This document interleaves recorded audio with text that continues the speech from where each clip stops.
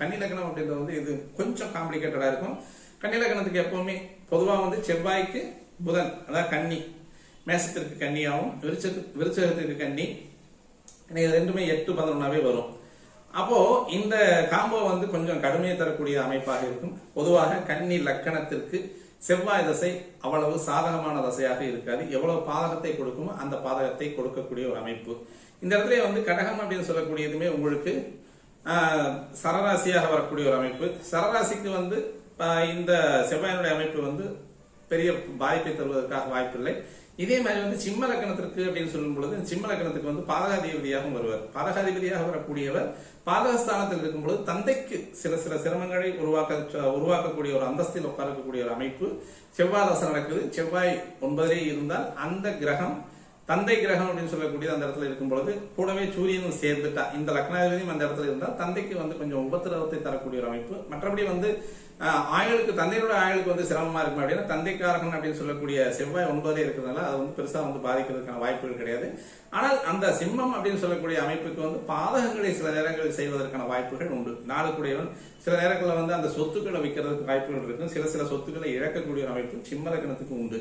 அடுத்து கன்னி லக்னம் அப்படின்னு சொல்லக்கூடிய அந்த கன்னி லக்னத்துக்கு உபய லக்னமாக இருக்கிறதுனால பொதுவாக இந்த கன்னி லக்னம் அப்படின்னு சொல்லக்கூடிய அமைப்புக்கு வந்து 3-8 கூடியவனா வர எப்பவுமே 3-8 அப்படின்றாலே பஞ்சாயத்து தான், எப்பவும் பஞ்சாயத்து தான். இவர் வாய் பேசினாலே அல்லது இவர் கேட்கக்கூடிய வார்த்தைகள் பூராமே வந்து கொஞ்சம் சிரமமான வார்த்தைகளாவே கேட்டுட்டு இருப்பார். வடிவேல் சொன்ன மாதிரி சொல்றதெல்லாம் பூரா ஒரு மாதிரி சொல்லாவே சொல்றாங்க அப்படின்ற மாதிரி இவருக்கு அந்த செவ்வாய் தசை முழுவதுமே அந்த 7 வருஷ வருட காலங்கள் எல்லாமே இவருக்கு ஒரு ஒரு வித்தியாசமான ஒரு மனநிலை கொண்ட ஒரு மனிதராகவே காணப்படுவார். எப்படி அப்படின்னு பார்த்தோம் அப்படின்னா ஒரு நல்லவே இவருடைய காதுக்கு விழுகாது.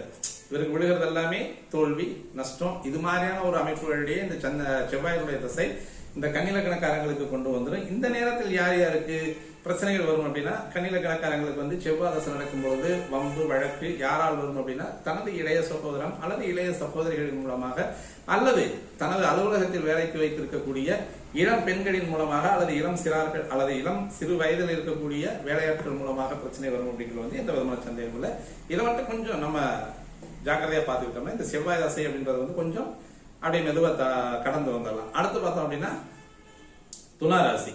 துலாத்துக்கு பார்த்தோம் அப்படின்னா 2-7 கூடியவராக வர இது வந்து பொது மாரகாதிபதி அப்படின்னு சொல்லுவோம்.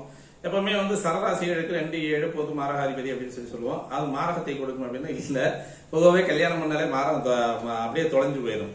அப்ப 2-7 கூடிய அப்படின்னு சொல்லக்கூடியது இந்த ரிஷபராசியில எந்த மாதிரியான நிலைப்பாடு செவ்வாய் எடுக்குதோ அதேதான் துலா ராசியிலும் இந்த செவ்வாயினுடைய நிலைப்பாடு அப்படின்னு சொல்லக்கூடிய இதுல வந்து இன்னும் கொஞ்சம் ஸ்ட்ராங்கா வரும்.